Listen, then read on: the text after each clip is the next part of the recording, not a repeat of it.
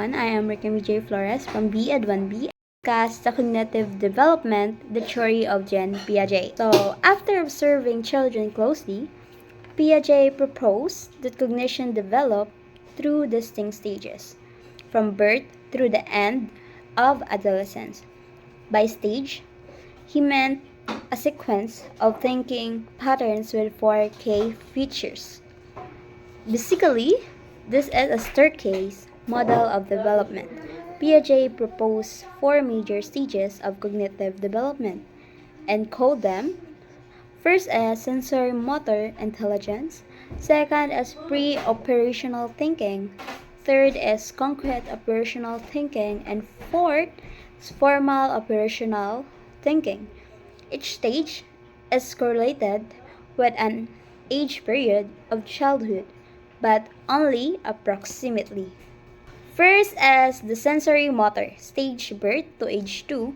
In Piaget's theory, the sensory motor stage occurs first and is defined as the period when an infants think by means of their senses and motor actions.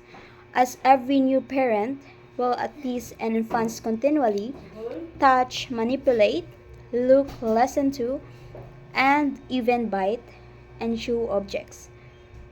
According to Piaget, these actions allow children to learn about the world and are crucial to their early cognitive development. Second is the pre-operational stage, age 2 to 7. In the pre-operational stage, children use their new ability to represent objects in wide variety of activities, but they do not yet do it in ways that are organized and are fully logical. One of the most obvious example of this kind of cognition is dramatic play or the improvised make-believe of preschool children. So if you have ever had responsibility for children of this age, you have likely witnessed such play. So third is the concrete operational stage, age 7 to 11. So as children continue it into elementary school, they become able to represent ideas and events more flexibly and logically. Their rules of thinking still seem very basic by adult standards and usually operate unconsciously, but they allow children to solve problems more systematically than before, so, and therefore to be successful with many academic tasks in the concrete operational stage. For example, a child may consciously follow the rule. If nothing is added or taken away, then the amount of something stays the same. Last one is the formal operational stage 11 and age 11 and beyond. In the last of the Piagetian stage, the child becomes able to reason not only about tangible objects and events, but also about hypothetical or abstract ones.